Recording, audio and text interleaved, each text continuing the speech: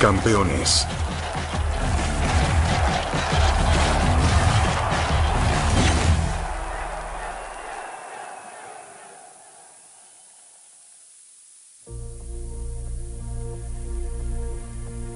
Ardmore, Alabama.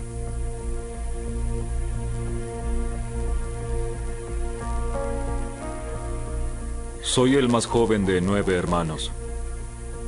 Como pueden ver, soy negro. Nací negro y saben que vengo de ese lugar. Ya saben eso que la gente llama gueto. Mi madre no leía, mi padre no leía, y los dos trabajaban duro.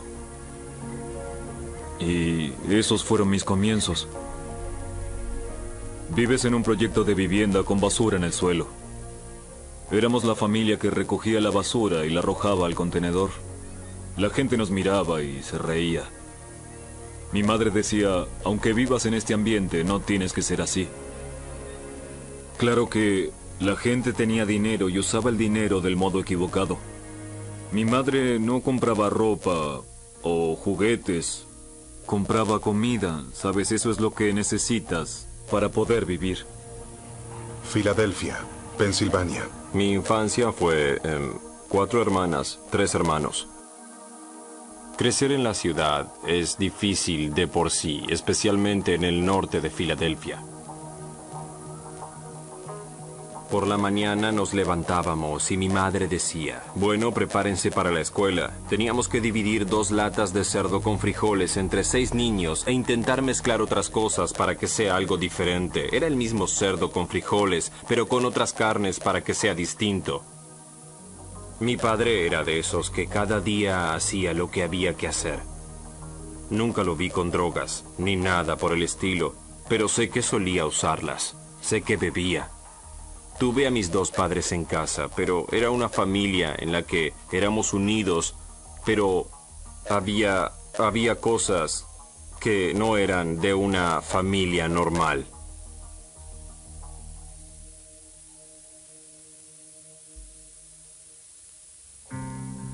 Brooklyn, Nueva York. Surgí de las peores características que puedes imaginar de la vida de un negro. Muchas drogas, violencia. Mis padres vendían mujeres y estaban en la industria del sexo y eso es lo que hacían. No estábamos a salvo en casa. Éramos vulnerables. Muchos hombres dormían con mi hermana y me golpeaban. Había un patrón en el abuso que sufrió Mike. Los matones del vecindario lo molestaban, pero su madre también le pegaba. Su padre estaba ausente. Mi madre era muy promiscua. Así era la vida. Todos los que conocía tenían una madre o al novio de su madre. Nadie tenía a su padre. No sé, mi mundo, todo mi mundo eran niños perdidos, de hogares rotos. Nunca olvidas la pobreza. No importa cuánto dinero tienes o cuánta fama. La pobreza duele y deja un efecto eterno, un impacto en ti.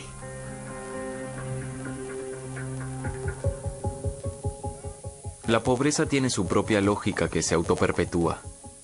Cuando tienes muy poco dinero y debes sobrevivir a corto plazo, comienzas a adoptar ciertas prácticas que en el largo plazo evitan que aproveches las oportunidades que pueden presentarse ante ti. Venimos de una era en donde realmente todo empeoró, donde nadie tenía nada. No podían burlarse de mí si acudía a la asistencia social porque todos lo hacían. La pobreza en la infancia suele llevar a la pobreza en la adultez y uno queda atrapado en eso. No solo son los peores ambientes, sino que son los más difíciles de escapar. Todo esto contribuye a la creación de obstáculos para crecer. Es difícil creer que el sueño americano siga existiendo. El sueño americano es algo de lo que estamos orgullosos y lo buscamos, pero es muy peligroso. Estados Unidos puede ser uno de los países más ricos, pero también tenemos los focos de pobreza más grandes del mundo desarrollado. 1 de cada 5 niños del país crece en la pobreza. Estados Unidos tiene la distribución de ingresos y riqueza más desigual del mundo desarrollado. Pero la idea del sueño americano es lo que mantiene con vida al sistema. Sé lo que es que la gente se aleje de ti porque cree que se contagiará de lo que tienes.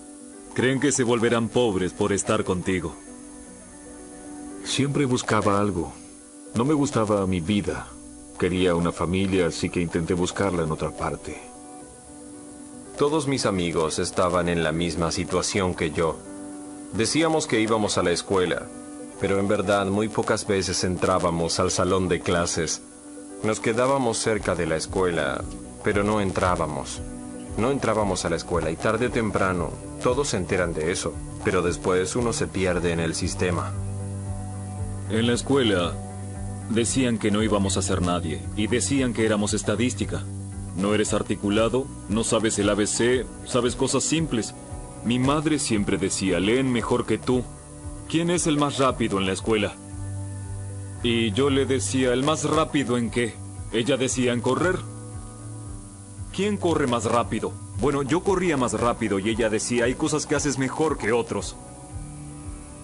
Tu día llegará. Mi meta no era ser presidente de los Estados Unidos. Mi meta era ser lo más rudo que fuera posible. Básicamente, pensábamos que la escuela no era divertida, no tenía acción, y si íbamos era para ir al gimnasio, donde jugábamos al básquetbol y hacíamos cosas que creíamos más importantes que leer y escribir, o la ciencia, o la historia. Dejé de ir a la escuela porque todos me pateaban el trasero. Solo caminaba alrededor de la escuela hasta que terminaba porque no quería que me patearan. Un día salieron unos niños, eran 3 o 4. Me presionaron contra la pared y me dijeron, oye, ¿tienes dinero? Le dije no. Y uno de ellos me dijo, ¿quieres andar con nosotros? No sabía, tenía 10 u 11 años y dije sí. Y los ayudaba a entrar a un edificio abandonado. Y vi una jaula con palomas y me pregunté, ¿qué demonios? Ahora sé que hay un lugar donde puedo estar un rato con palomas y esos chicos. Y bueno, prefiero estar aquí que en la escuela donde me golpean. Y regresé a ese lugar. Dije, ¿necesitan que haga algo por ustedes? Y dijeron sí. Y me llevaron a robar casas. Y bueno, no me daban mucho dinero, pero me compraban ropa.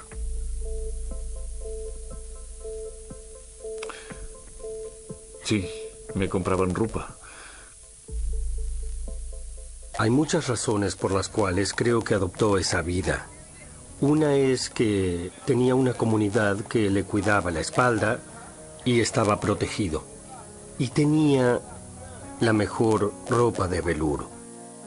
Y compraba gafas de esquí, aunque nunca había esquiado en su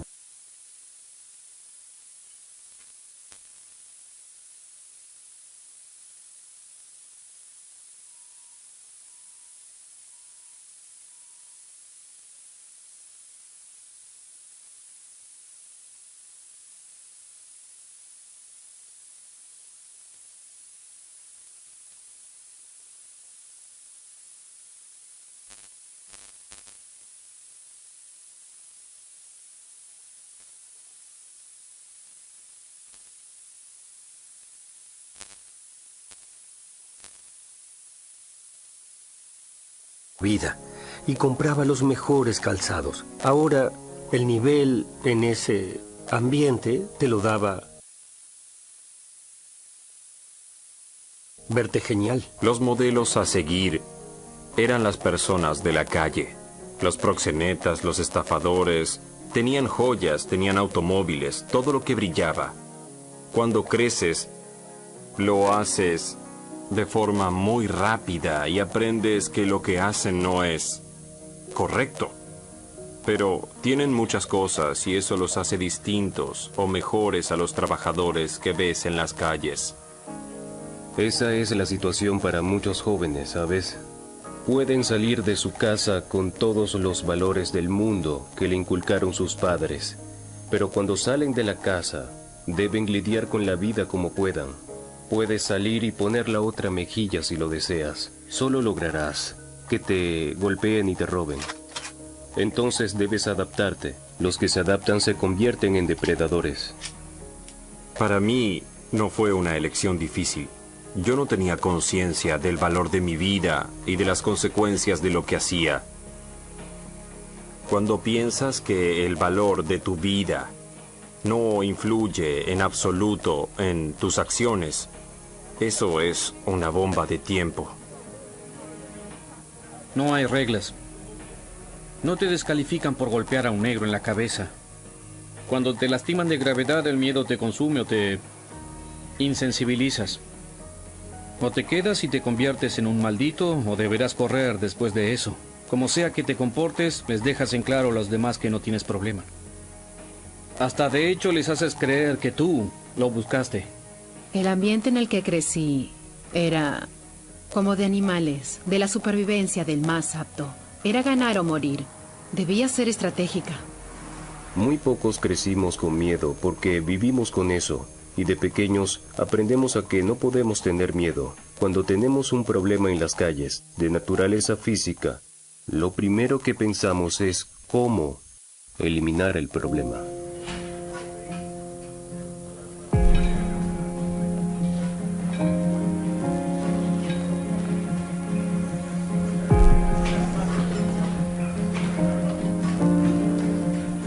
Mi sueño comenzó cuando un entrenador me dijo que podía ser campeón pesado del mundo. Y le pregunté qué era eso. Y él me dijo, Muhammad Ali.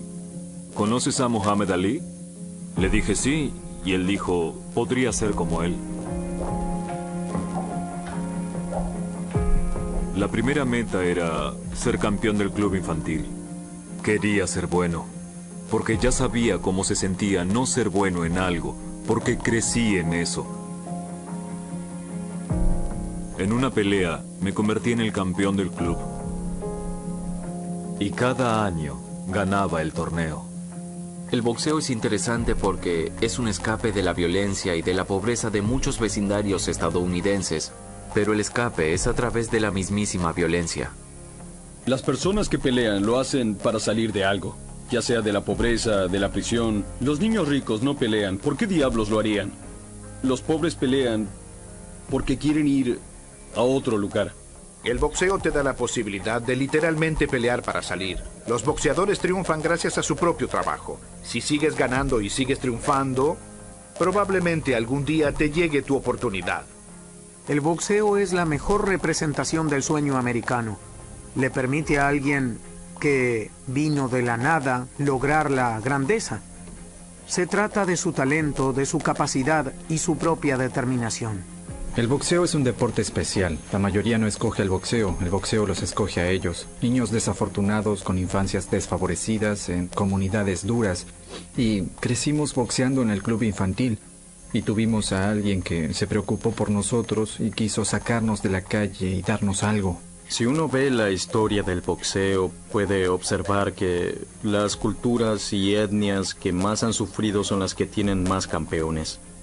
El boxeo captura y atrae al talento de las comunidades desfavorecidas. Casi se puede leer la historia de la pobreza en Estados Unidos, al menos de los grupos que luchan para triunfar, y luego ves los grupos que llegan a triunfar cuando desaparecen de la escena del boxeo. En especial, Estados Unidos fue el hogar de inmigrantes, de boxeadores judíos, irlandeses, italoamericanos y afroamericanos.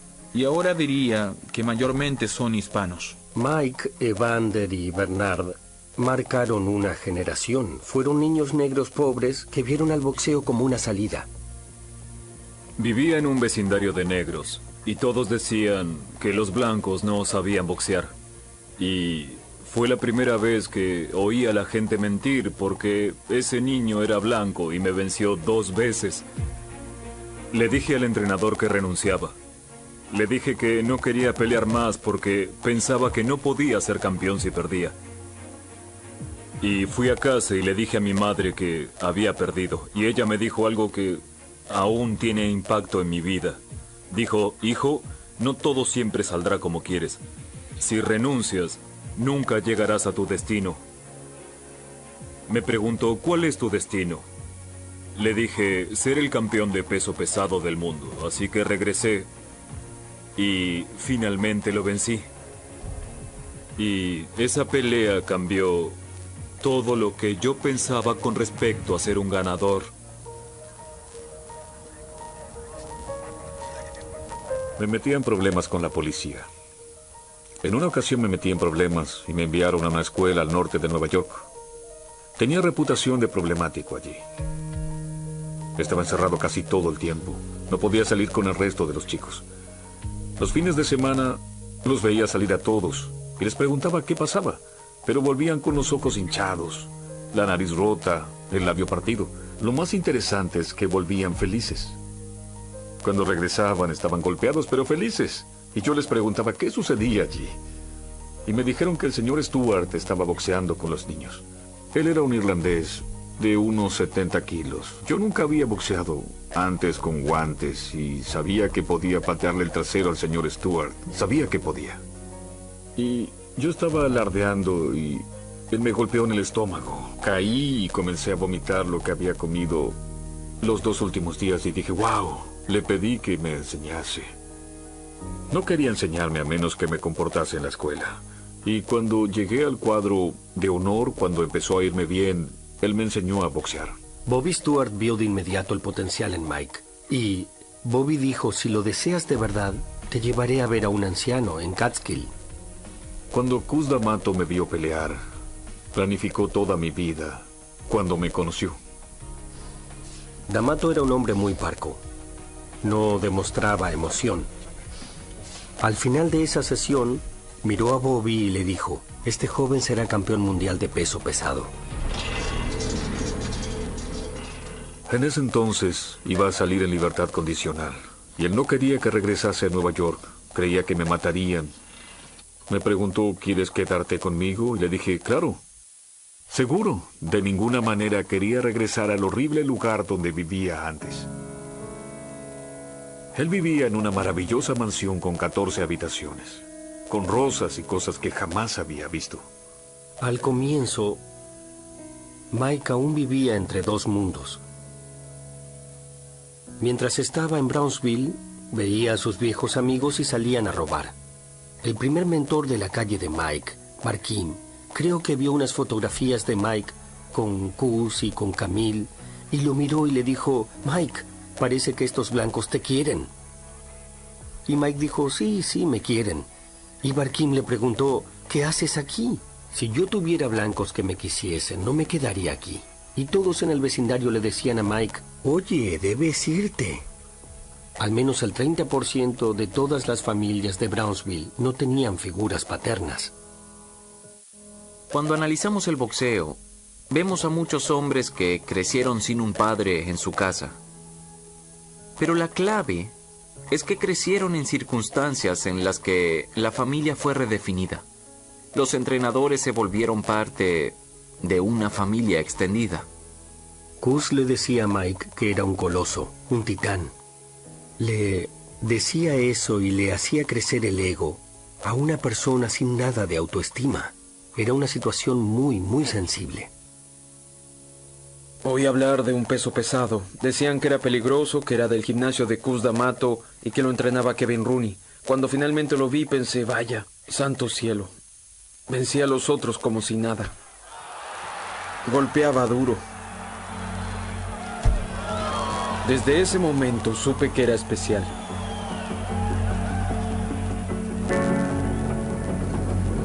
El norte de Filadelfia era reconocido por sus boxeadores de los 60, 70 y 80. Me presentaron como un amateur y tenía el talento, tenía la capacidad, pero con el tiempo comencé a obtener el respeto como luchador de calle y evité el boxeo. Cada vez que me apuñalaban, que fue más de una, aunque parezca mentira, eso te hacía parecer más grande de lo que eras en verdad.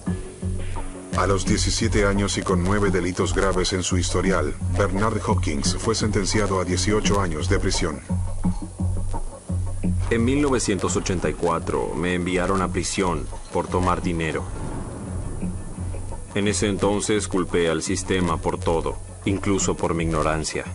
Ese mismo año, mi hermano tuvo una pelea y el otro sacó un arma. Intentó huir, pero le disparó. y no pudieron hallarlo porque corrió y cuando lo hallaron estaba sobre el césped. Así que pueden imaginar lo duro que fue para mi madre enterrar a un hijo y luego ver cómo el departamento del sheriff me escoltaba desde la prisión para reconocer el cuerpo y regresar a la prisión. Básicamente perdió 2 hijos. Así que 1984 fue un año muy duro.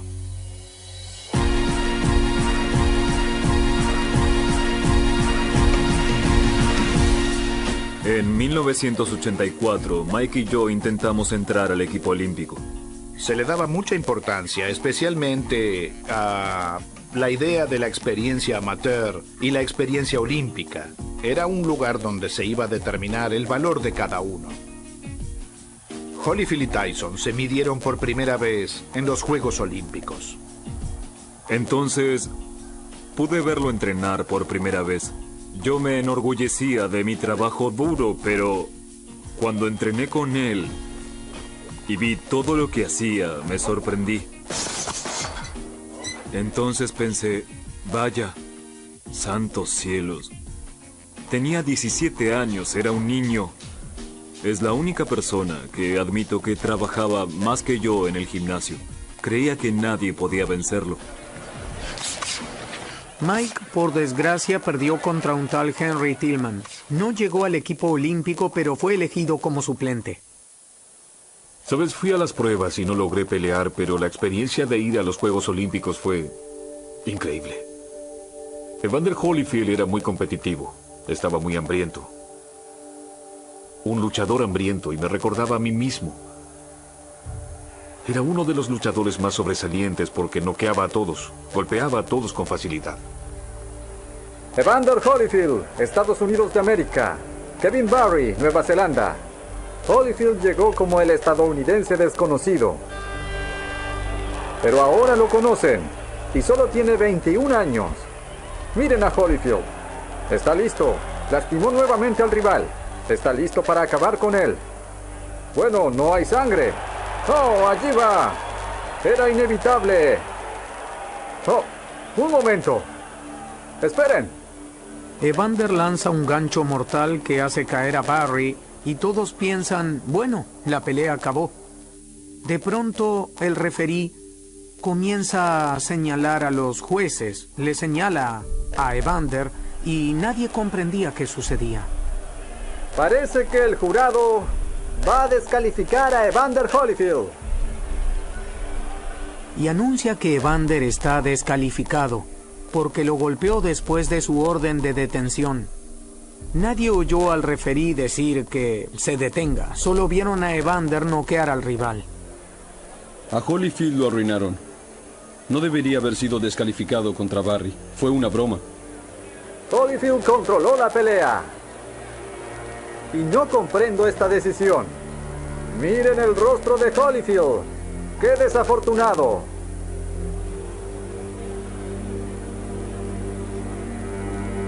Fui muy consciente, controlando la ira, controlando la lengua.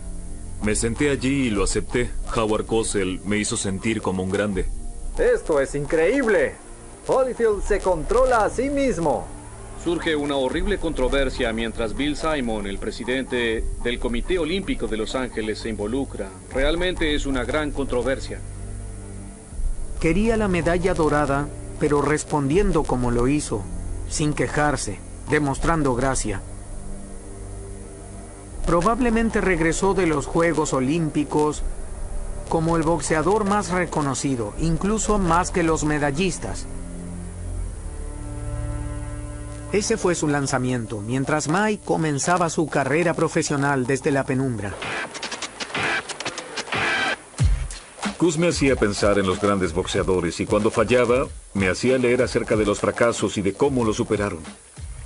Mike tenía mucha capacidad y un profundo conocimiento del boxeo y de toda su historia, y eso lo hacía especial. Cuando quería saber algo se sentaba allí y miraba peleas de los años 50, 40 y 30. Es una enciclopedia del boxeo. ¿Cuál es la diferencia entre un buen luchador y un gran luchador? ¿Qué tan lejos están dispuestos a ir y cuánto están dispuestos a soportar? Es el hambre de guerra para ser campeón. Cuando conocías a Mike, te dabas cuenta que era un ser humano y un luchador muy inseguro. Esa imagen de chico rudo y las groserías y la presunción solo ocultaban su propia inseguridad. Cada vez que subía al ring, tenía miedo. No subía pensando que iba a ganar. Pero Mike también sabía que había miedo en los ojos del oponente. Aunque tenía miedo, me di cuenta de que los otros me tenían aún más miedo a mí. Entonces mi juego comenzó a cambiar y mi enfoque hacia el boxeo cambió. Esa izquierda casi hace que Richardson atraviese la lona.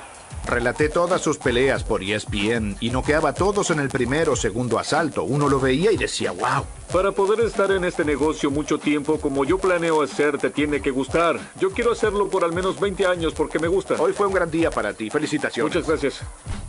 Yo estudié cada pelea de Mike y les decía a los demás, silencio, estoy mirando.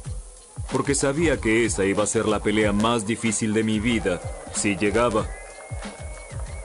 Ese es el hombre al que debo enfrentarme algún día.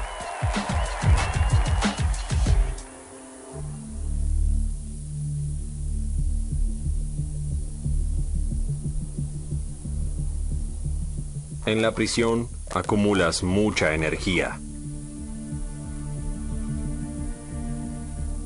De un modo u otro, te guste o no, esa energía debe ser liberada. Después de meterme en algunas peleas, me creé una reputación, al igual que lo hacía en las calles. Decían, no pelees con él. Debes apuñalarlo. En tu casa, puedes esconderte, pero en esos lugares debes ver a esas personas cada día cuando te despiertas. Alguien se aprovechará de esa vulnerabilidad. Debes enfrentarte a tus miedos todos los días. Pensaba que moriría antes de cumplir los 18 años, o que estaría en prisión toda mi vida, o que no sería nada. Y en prisión maduré y comencé a observar a los demás. Comencé a preguntarme, ¿qué está mal en esta situación? Tuve que dejar de ser ignorante y comencé a investigar. Vi algo que realmente me hizo despertar. La prisión es un negocio. La población de las prisiones se cuadruplicó desde 1980. Hoy hay más de 2.400.000 presos en todo el país. Estados Unidos tiene el 5% de la población mundial, pero tiene el 25% de todos los reclusos. Y son 50 o 60 mil dólares por año por preso. Y pensaba, ¿cómo puedo dejar de ser un empleado de este negocio? A veces el problema con la prisión es el insufrible aburrimiento. Hay montañas de pruebas de las prisiones de máxima seguridad en las que pasas 23 horas en tu celda y eso literalmente te hace enloquecer. Los que salen de allí salen mentalmente dañados. No es algo que un humano pueda manejar. Creo que algo a lo que aferrarte puede ser muy poderoso para superar ese mortífero tedio. Tenían un pequeño gimnasio, con un ring y unos guantes. Y Smokey Wilson también, llamado Michael Wilson, seguía diciendo, ven al gimnasio, amigo. Ven al gimnasio, deja de pelear en la prisión, o te pondrán en solitario, o te apuñalarán o algo. Y luché contra uno de los más respetados.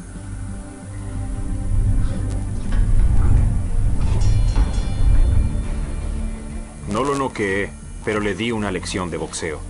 Y Smokey Wilson se convirtió en mi entrenador. Tuve la oportunidad de regresar al camino del que me había desviado y usarlo como una ventaja en la penitenciaría. En prisión, todos apostaban por los luchadores.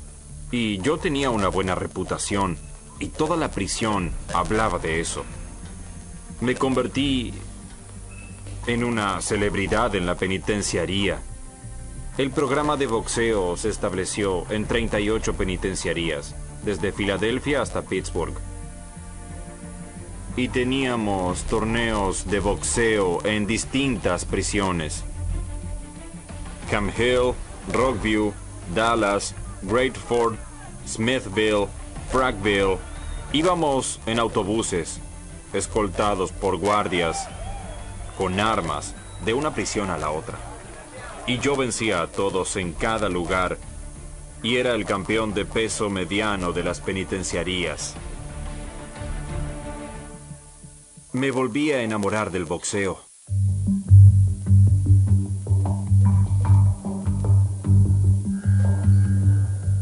El boxeo es el deporte al que todos los demás admiran. Eres tú y otro hombre que lo desea más y que tiene el corazón y la voluntad y el deseo, pero se trata de algo más que eso. El mejor combate es el de cuerpo a cuerpo. Como Roma con los gladiadores, es la naturaleza humana la competencia entre las personas. A veces me siento culpable por ser un fanático del boxeo. Sé que no debería disfrutar de lo que veo, pero no puedo evitarlo. Y no hay nada que pueda hacer para controlarlo. Somos violentos como el resto de los animales. Hay una liberación de agresión en la lucha. Hay drama también. Es como el teatro. Si no es teatro, están haciendo mal las presentaciones. Estar en primera fila es increíble. Lo que se quedó conmigo es que la gente literalmente lucha por su vida, lucha por su familia. Eso es lo que primero me atrajo. Es antiguo, es brutal. Algunos dicen que es barbárico, pero hay algo muy interesante en los individuos que escogen competir a ese nivel y arriesgar lo que arriesgan. Es crudo, es algo que apela a nuestro instinto más bajo de supervivencia o batalla. No tienes a nadie junto a ti, no puedes pedir un tiempo fuera. Es tener esa sangre de luchador, a quien no le importa quién sea su oponente ni que sea de su peso, que venga. Es otra mentalidad, es otra raza. Los luchadores saben lo que deben sacrificar y dar para perfeccionarse.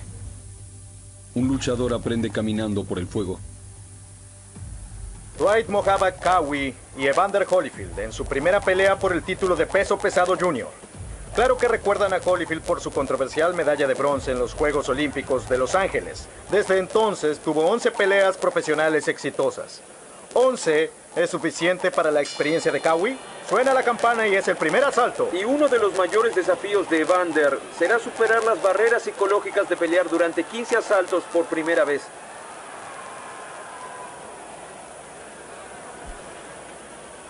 Solo mantener las manos arriba durante 3 minutos y moverte por el cuadrilátero es un esfuerzo enorme. Pero correr durante 15 asaltos de 3 minutos, golpeando a un hombre que intenta lastimarte y recibiendo golpes mientras tanto, no hay nada como eso. Qawi, Holyfield lo intenta, no quiere pelear los 15 asaltos. Recién es el asalto 3 y usa mucha energía. Qawi jadea, pero es incansable. Una izquierda y una derecha. Vaya, esa combinación le funciona a Holyfield. Y ahora una derecha, izquierda, derecha de Qawi. Holyfield contra las cuerdas, deslizándose. Qawi está errando muchos golpes. Erró 10 golpes consecutivos. Qawi recibió casi todos los golpes de Holyfield y regresó para darle sus propios golpes. ¿Viste esa sonrisa? Y eso es desmoralizador para Evander. Él acumuló energía para un ataque, pero no obtuvo nada de eso. Al verlos a los dos, no hay modo de imaginarse que esto llegue al asalto 15. No importaba cómo golpeaba.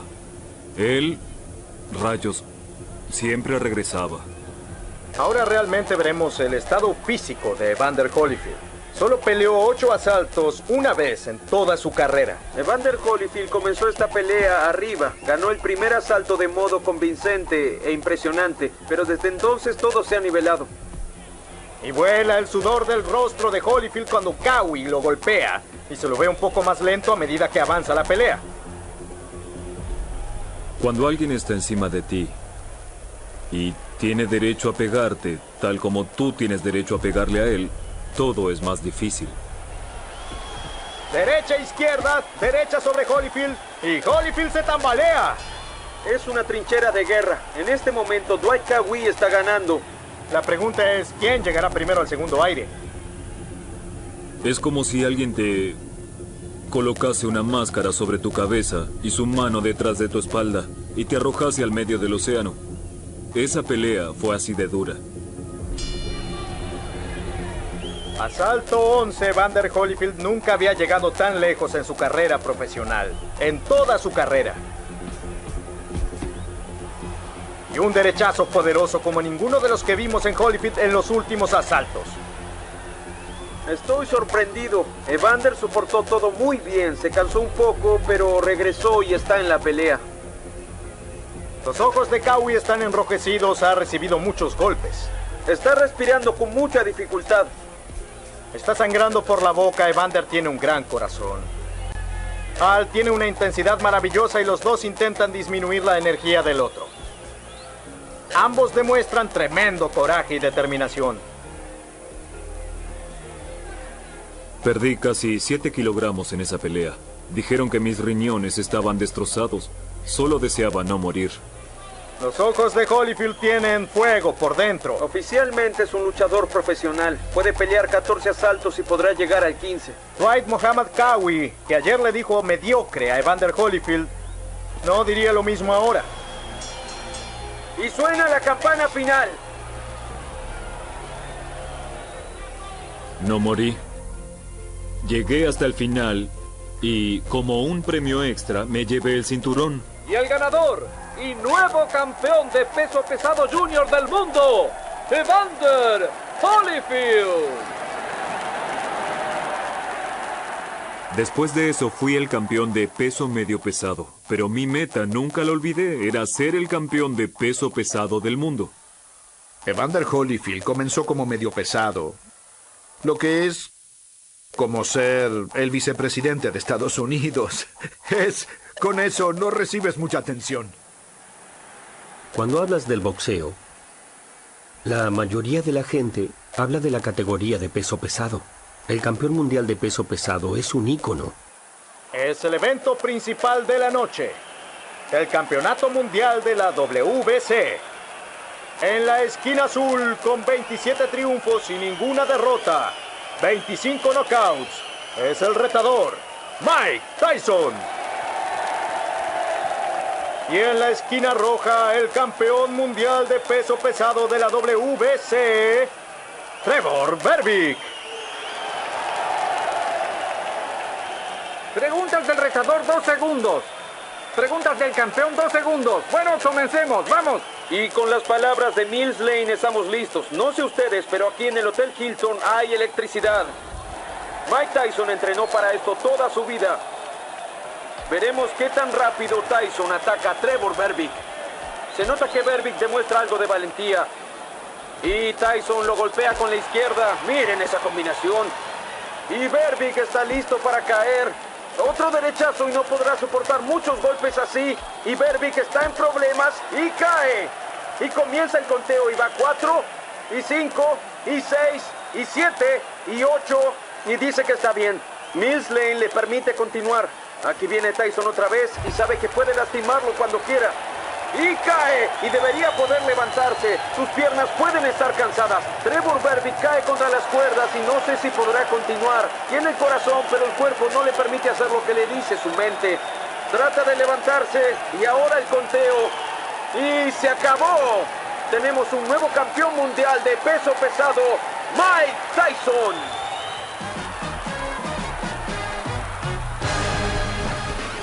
Fue el momento más emocionante de mi vida. La gente me felicitaba, me decía, eres genial, nunca vi a alguien como tú antes, fue increíble. ¿Cómo puedo hablar de esto? Es lo que siempre soñé, ser campeón y eso, en serio, desde que tenía 13 años. Esto no es decir, oye, vamos a pelear y obtener trofeos, no. Mi propósito era ganar y ganar de modo espectacular.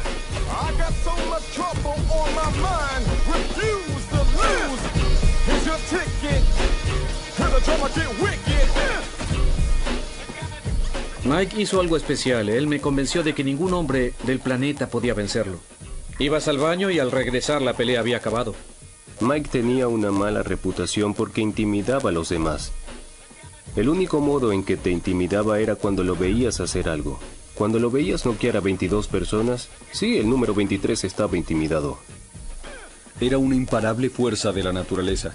Aún tengo visiones de Welcome to the Terror Dome sonando mientras Mike entra al cuadrilátero sin calcetines. Y el otro, el oponente, parecía que se iba a defecar encima. Don King le dijo, cada vez que noquees a alguien en el primer asalto, te daré $100,000 en efectivo. Y cayó otra vez. No lo logrará. Esto se acabó. La primera pelea grande que presencié fue una de Tyson. Y no había nada más emocionante que eso. Él daba un espectáculo. Cuando se encendían las luces, Mike sabía que era su momento y todos lo miraban. Era una locura, había una energía increíble. Cada vez que llegábamos a casa, Mike decía quién fue hoy, cómo se veían. Quería saber del público. Y era difícil explicárselo. Estaba Eddie Murphy, estaba Donald Trump. Había mucha gente famosa en el público. Si estabas en las primeras 3 o 4 filas, eras una celebridad.